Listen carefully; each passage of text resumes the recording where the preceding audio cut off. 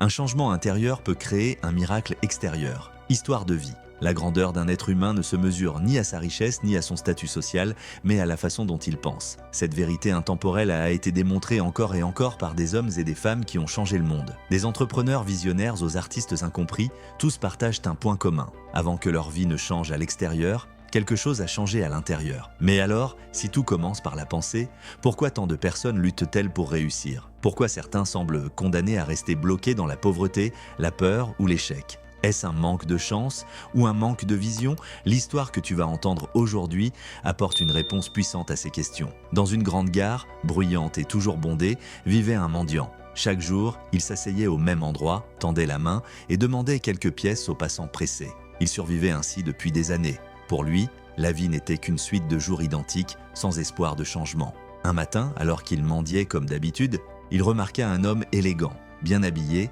à l'allure confiante. Son costume était impeccable, sa posture droite. Le mendiant pensa immédiatement « Cet homme est riche. S'il y a bien quelqu'un qui peut m'aider, c'est lui. » Il s'approcha et tendit la main. Mais au lieu de lui donner de l'argent, l'homme le regarda calmement et lui posa une question inattendue. « Dis-moi, prends-tu toujours, sans jamais rien donner ?» Le mendiant resta figé.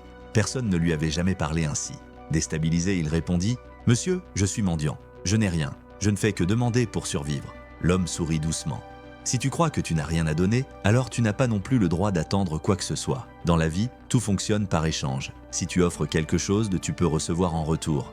Mais si tu n'offres rien, tu resteras toujours dépendant des autres. Puis il monta dans son train et disparut. Le mendiant resta là, immobile. Les paroles de cet homme résonnèrent dans sa tête. « Et si c'était vrai ?» pensa-t-il. « Et si je ne recevais jamais beaucoup parce que je n'offrais jamais rien ?» Cette nuit-là, il ne dormit pas. Une question le hantait. « Qu'est-ce que je peux offrir au monde ?» Les jours suivants, il cessa de mendier. Il observait, réfléchissait, jusqu'au jour où son regard se posa sur de petites fleurs sauvages qui poussaient de près des rails. Simples, colorées, vivantes. Une idée naquit dans son esprit. Le lendemain, lorsqu'on lui donna une pièce, il sourit et offrit une fleur en retour. Les gens furent surpris, puis touchés. Certains sourirent, d'autres le remercièrent sincèrement. Peu à peu, de plus en plus de passants s'arrêtaient, non par pitié, mais par plaisir d'échanger. Il remarqua quelque chose d'étrange. Lorsqu'il offrait quelque chose, il recevait davantage. Et il ne mendiait plus, il échangeait. Un jour, il revit l'homme d'affaires. Excité, il lui dit « Aujourd'hui, j'ai quelque chose à vous offrir. » Il lui tendit d'une fleur. L'homme sourit, lui donna de l'argent et répondit « Tu as compris la leçon. Tu n'es plus un mendiant. Tu es devenu un homme d'affaires. » Ces mots changèrent tout. Le mendiant réalisa soudain une vérité profonde. Il n'avait jamais été pauvre par manque de moyens, mais par manque de vision. Ce jour-là, il quitta la gare. 6 mois plus tard, dans cette même gare, 2 hommes bien habillés se croisèrent.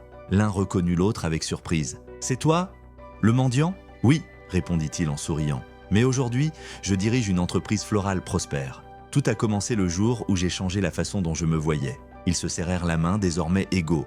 La leçon est simple. La vie extérieure est le reflet de ton monde intérieur. Tant que tu te vois petit, tu resteras petit. Mais le jour où tu reconnais ta valeur, le monde commence à te traiter différemment. Souviens-toi, un changement intérieur peut créer un miracle extérieur. Si vous aimez cette histoire, merci de nous laisser un petit pouce bleu, vous abonner pour ne rien rater, commenter ci-dessous ce que vous avez appris et aussi partager pour inspirer les autres. Merci.